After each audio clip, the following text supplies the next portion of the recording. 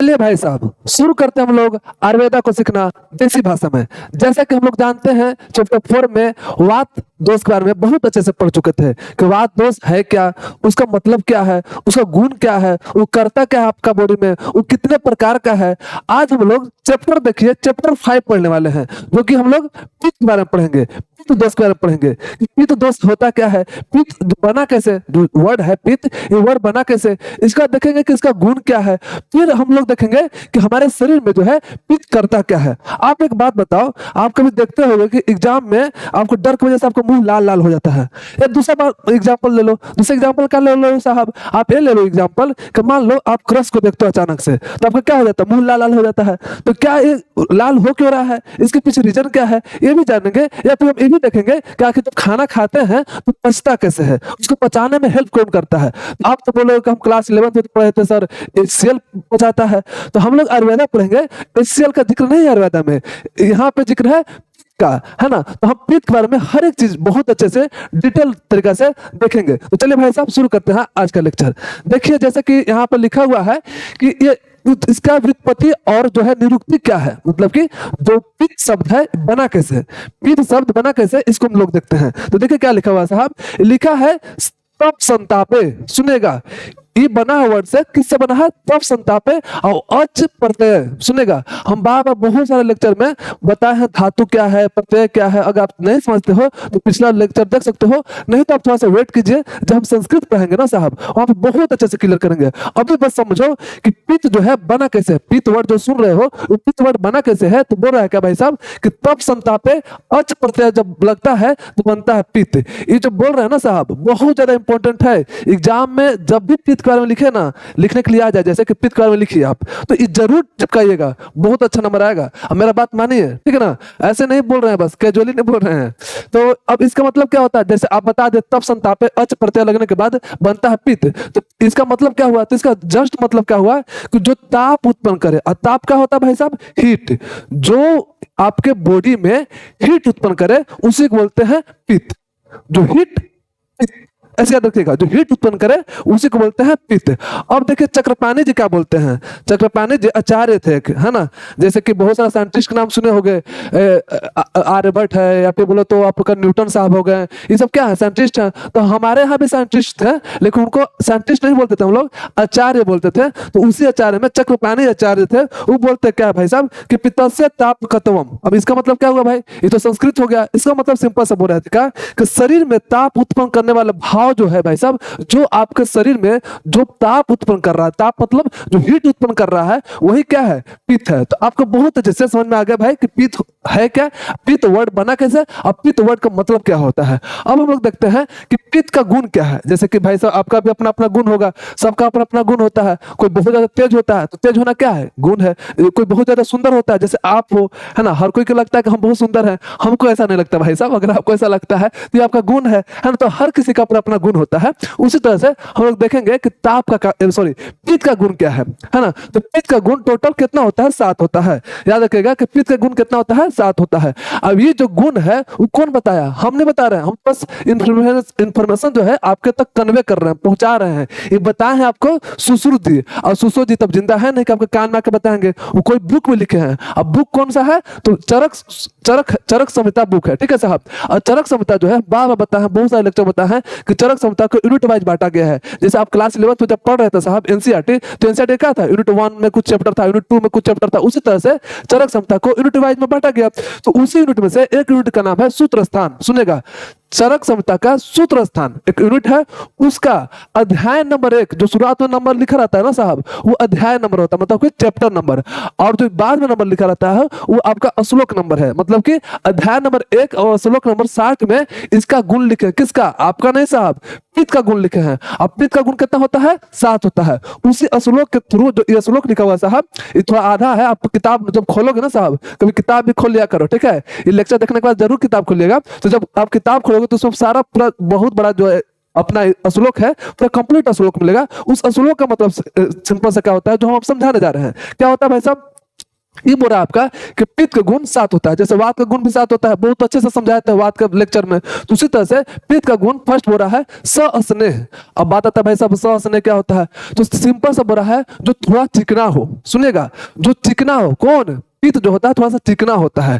फिर क्या होता है, उष्ण होता है, मतलब कि हॉट होता है। भाई हॉट तो होना भी चाहिए, क्यों भाई साहब, क्योंकि हम आगे पढ़ेंगे कि इसका काम क्या है, डाइजेशन में हेल्प करता है। अब डाइजेशन में हेल्प कर रहा है तो उसका क्या, हॉट तो होना ही चाहिए, गर्म तो होना चाहिए। बिना गर्म के कैसे आप किसी चीज को डाइजेस्ट कर सकते हो। तो ये जो है दूसरा उष्ण होता है। तीसरा है तीक्ष्ण। तीक्ष्ण मतलब कि पेनिट्रेट करता है, मतलब कि खाना उना जब खाते हो, भाई साहब देखते हैं फोकस सही है, हाँ फोकस तो बहुत अच्छा आ रहा है भाई साहब, सुंदर भी दिख रहे हैं, बस दिख रहे हैं भाई साहब, ऐसा है नहीं हम सुंदर।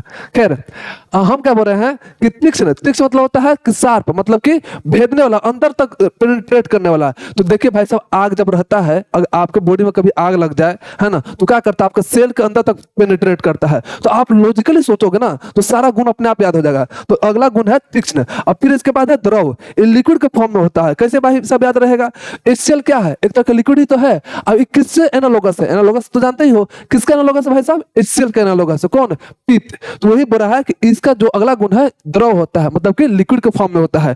फिर बोला है इसका जो स्वाद होता है अम्ल होता है, एसिडिक होता है। भाई होना भी चाहिए, क्यों साहब क्यों होना चाहिए, क्योंकि HCl का आपको पता है पीएच कितना होता है, 7 से कम होता है, और इतना तो 1 से 3 के बीच में होता है। अब HCl क्या है, एक तरह का एसिड है, तो उसका स्वाद कैसा होना चाहिए, एसिडिक होना चाहिए। तो वही बोल रहा है कि ये जो है अम्लीय होता है, इसका स्वाद अम्ल होता है। फिर बोल रहा है कि सर होता है, सर मतलब भाई सब कपार का, सर मतलब ई का, माथा का नहीं भाई, माथा सर कपार नहीं है, सर मतलब कि बहने वाला, वो बहता है। अब भाई सब पानी है, फ्लूइड है, फ्लूइड तो क्या बहेगा कि नहीं बहेगा, सिंपल सा बात है, बहेगा। तो ये क्या है कि बहने वाला होता है, मतलब कि सर होता है। अब फिर जो है एक कड़वा होता है, कटु होता है साहब, सुनिएगा, एक कटु होता है।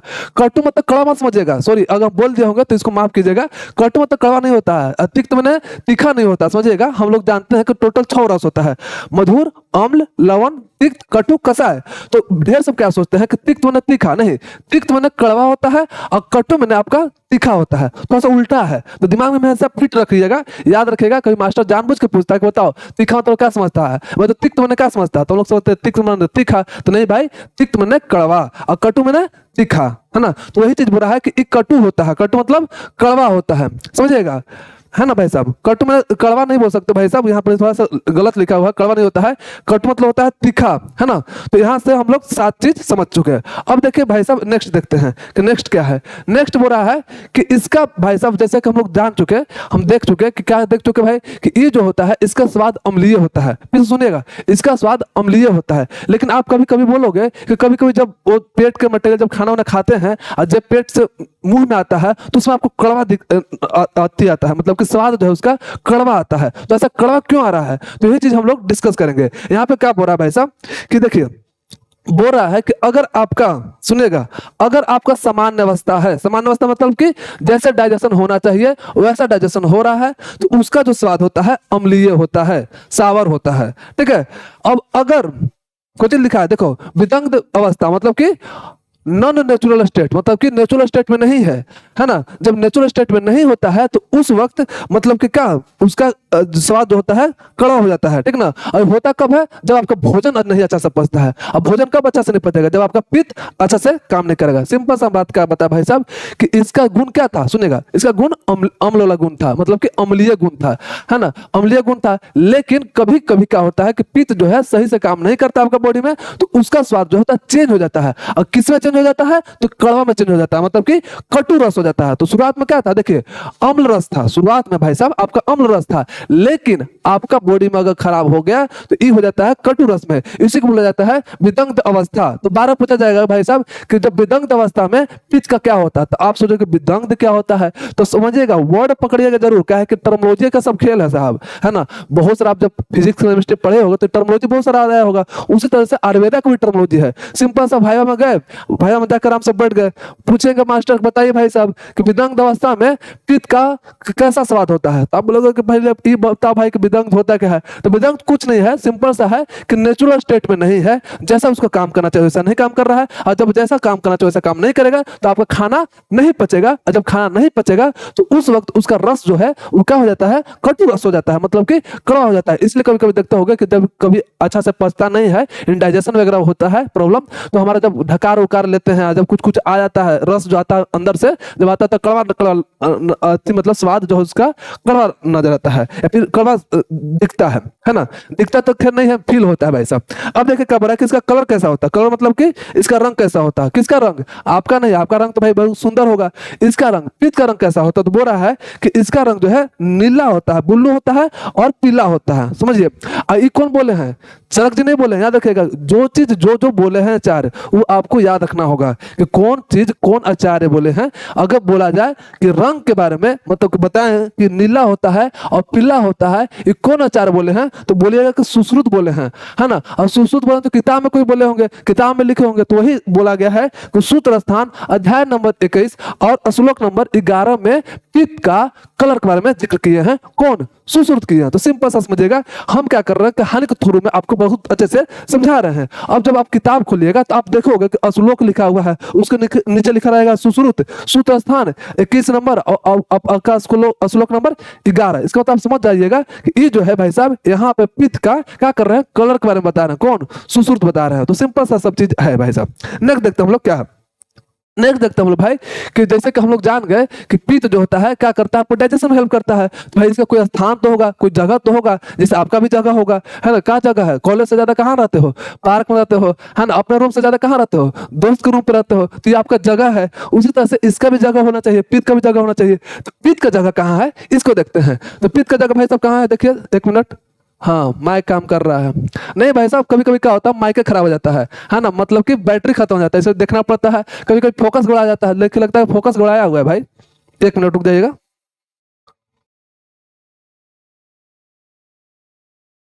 हाँ बोले ना कि फोकस गड़ाया हुआ है भाई, अभी जाकर फोकस सही हुआ है। खैर हम लोग बात कर रहे थे कि पित्त का स्थान कहाँ कहाँ है। देखिए सिंपल सा चिल होकर पढ़िए, है ना। ऐसा 30 मिनट या 35 मिनट का जो भी वीडियो है, चाहे 24 मिनट का वीडियो है, आप उसको लेक्चर जैसा मत देखिए कि भाई लेक्चर देख रहे हैं एकदम मुंह खराब कर लिए हैं लेक्चर देख रहे हैं, एक तो आयुर्वेदा है, संस्कृत छी छी छी, एकदम पढ़े का मन नहीं करता है, ऐसा मत सोचिए।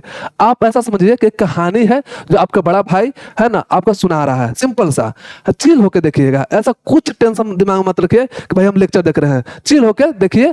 और देखने के बाद जब आपको समझ में आ जाए अपने भाषा में, इसलिए बोला जाता है कि देसी भाषा में समझा रहा है आपको, जब समझ में आ जाए आपको तो इसका किताब उलटिए, जरूर किताब उलटिए, इन्हें कि लेक्चर देकर आगे बढ़ जाए, नहीं नहीं। अब आया मेन काम, हम तो बस आपको एक तरह का कर रहे हैं क्या कि सहूलियत प्रदान कर रहे हैं, ताकि आपको थोड़ा सा लगे कि भाई इतना भारी नहीं था जितना हम सोच रहे थे। तो आप सिंपल सा इसका किताब निकालिए, किताब निकालने के बाद आप बहुत अच्छे से उसको पढ़िए, और जो जो श्लोक है उसको श्लोक याद कीजिए, क्योंकि एग्जाम में श्लोक पूछता है, श्लोक लिखोगे तो ज्यादा नंबर आएगा। भाया में श्लोक पूछा जाता है, तो आप श्लोक याद कीजिएगा, और श्लोक तब याद करना आसान हो जाता है जब आप उसका मतलब समझ जाते हैं। इसीलिए हम जो है मतलब पर ज्यादा ध्यान देते हैं, श्लोक पे नहीं। क्यों भाई साहब, श्लोक तो आपके किताब में भी लिखा हुआ है ना। तो इसीलिए आप श्लोक को याद कीजिए, किताब पढ़िए। और दूसरी बात कि अगर आपको बहुत अच्छे से समझ में आ रहा है लेक्चर, इसके पहले भी जितना भी लेक्चर देख रहे हो, अगर बहुत अच्छा लग रहा है तो आप प्लीज अपने ग्रुप में, आप किसी कॉलेज में पढ़ते होंगे साहब, ऐसे तो रहे नहीं होंगे, घूमते तो नहीं होंगे, किसी न किसी कॉलेज में पढ़ते होंगे, उसका ग्रुप होता होगा, तो उस ग्रुप में प्लीज आप इस वीडियो को शेयर जरूर कीजिए, मैक्सिमम टू मैक्सिमम लोगों तक पहुंचाइए। क्योंकि आयुर्वेदा अभी बहुत पीछे है साहब, हर कोई आयुर्वेदा पढ़ेगा, आप पढ़ोगे, हम पढ़ेंगे, हर कोई जब आयुर्वेदा पढ़ेगा तो आयुर्वेदा क्या होगा, थोड़ा सा फेमस होगा।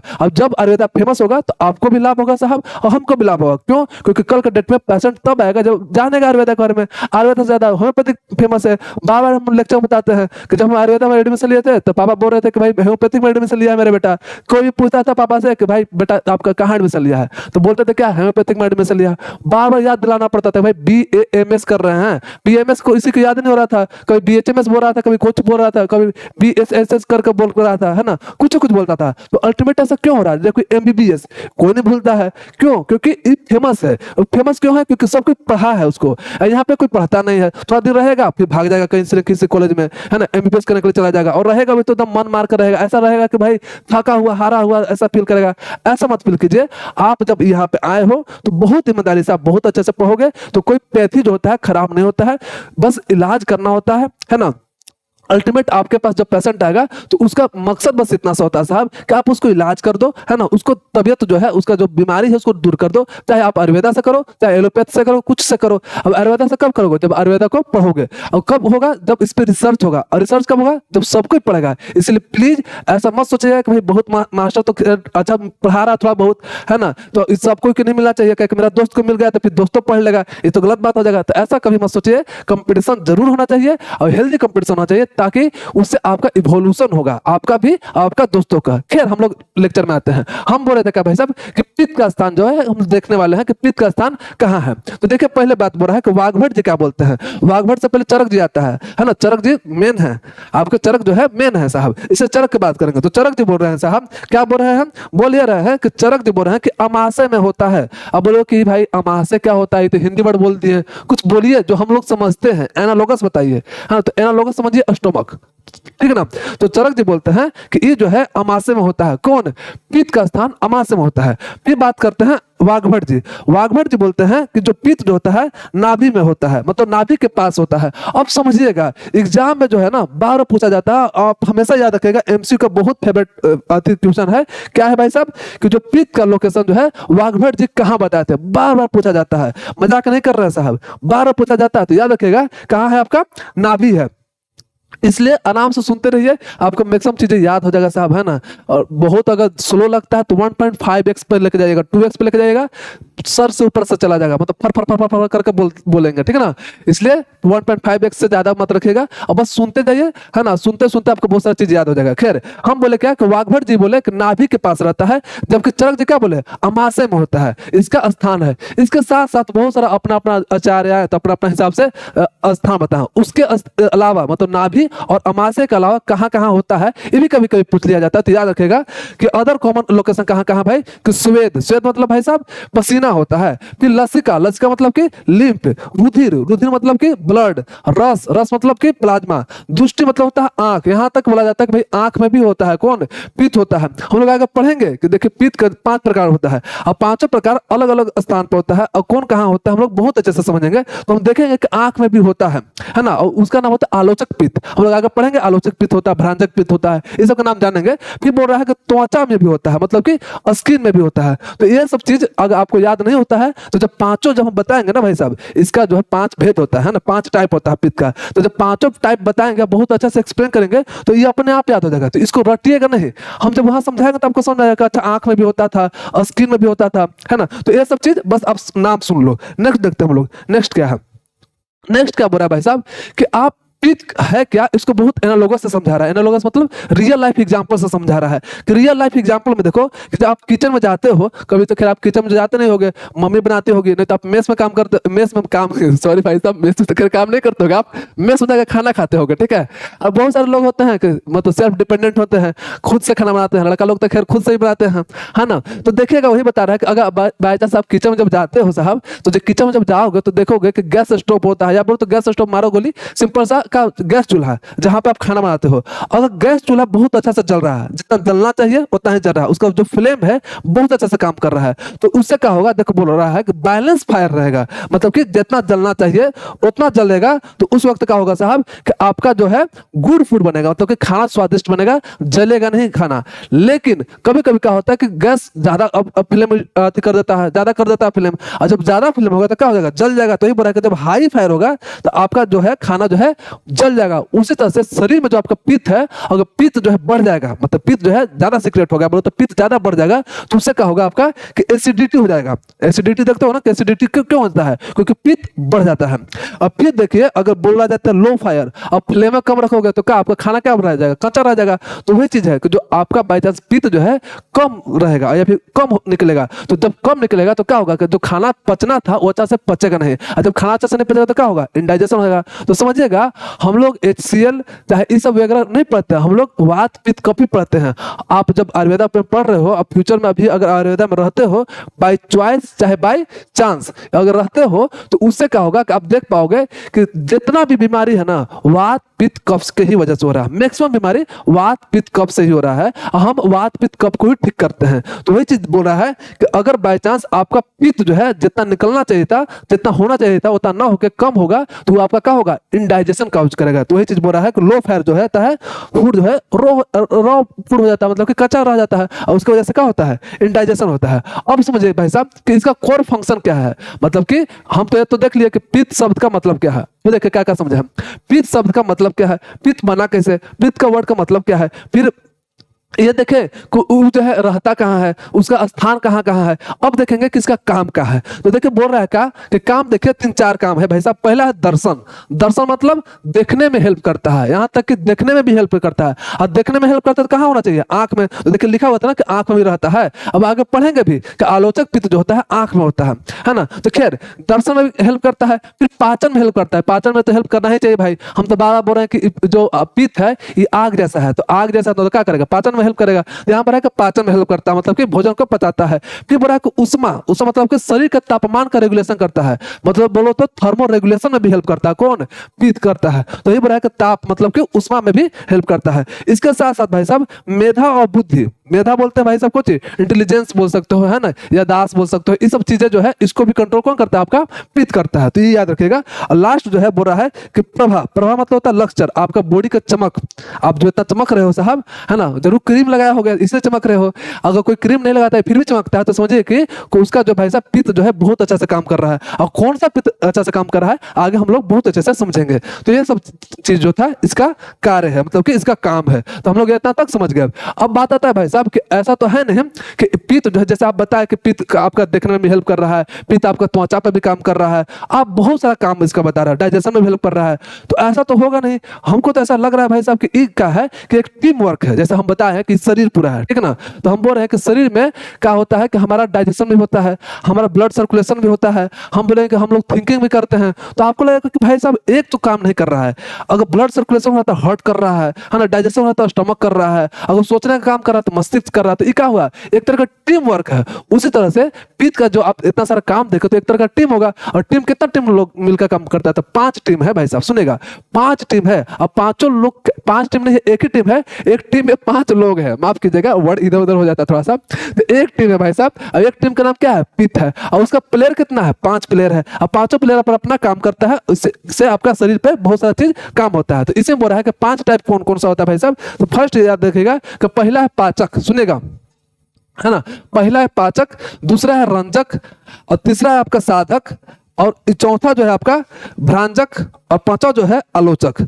अब बोलोगे साहब कि ये तो नाम आप बोल दिए, अब याद कैसे रहेगा, है ना, याद रखने का कोई तरीका बताइए। तो देखिए बहुत अच्छा सा ट्रिक एक लेके आए हैं आपके लिए साहब। क्या लेके आए हैं कि पीआर सब है, मतलब कि बोल कह रहा है कि पीआर मतलब क्या होता है, आप देखे होगे ना कि हीरो हीरोइन का पीआर होता है, पब्लिक रिलेशन जो संभालता है कि पब्लिसिटी कैसा होना चाहिए, इसका कैसा परसेप्शन बनना चाहिए। आप देखे होगे रील्स में, तो रील्स में आप कभी देखते होगे कि कोई हीरो के बारे में बहुत अच्छा बार बार रील्स आते रहता है और उसके बारे में अच्छा ही अच्छा दिखाता है। तो आप समझो कि भाई साहब ऐसा है नहीं, उसके पीछे पीआर लगा हुआ है। यहाँ तक देखते हो प्लेयर जो होता है, क्रिकेटर होता है, तो क्रिकेटर का बहुत सारा रील्स आता होगा, है ना, उसके बारे में अच्छा अच्छा चीज दिखाता होगा। तो अल्टीमेट कोई है जो उसको कंट्रोल कर रहा है, कोई बना रहा है वीडियो, और उसी को बोलते हैं पीआर। तो वही चीज बोल रहा है भाई साहब कि दुनिया में ढेर सब जितना भी है ना, जो नाला बैठा हुआ है ना, कोई किसी को कोई काम नहीं है, कोई विराट कोहली का फैन है तो उसके पास क्या काम होगा। अब विराट कोहली ने कुछ भी हो सकता है भाई साहब, आप जो विराट कोहली का फैन होगा तो आप अति हर्ट मत हो जाइएगा। विराट कोहली का फैन खैर हम खुद हैं, खैर हम बोले मान लीजिए विराट कोहली का कोई फैन है और उसका कोई काम नहीं है, तो क्या करेगा, उसका फ्री ऑफ कॉस्ट पीआर रहेगा, उसका पूरा वीडियो बनाएगा, फिर एडिट करेगा, फिर डाल देगा। तो क्या कर रहा है, पब्लिक रिलेशन को अच्छा कर रहा है, उसका पब्लिसिटी उसका कर रहा है। तो वही बोला है कि दुनिया में सब के सब क्या है, पीआर है। मतलब वही बोला है कि पीआर सब है। पी फॉर क्या हो गया, पाचक, आर फॉर रंजक, एस फॉर साधक, ए फॉर अब देख लो आलोचक, अब बी फॉर भ्रांजक। तो इस तरह से हम लोग पांचों का नाम याद कर लिए और इस ट्रिक से आप पांचों नाम याद रखिएगा।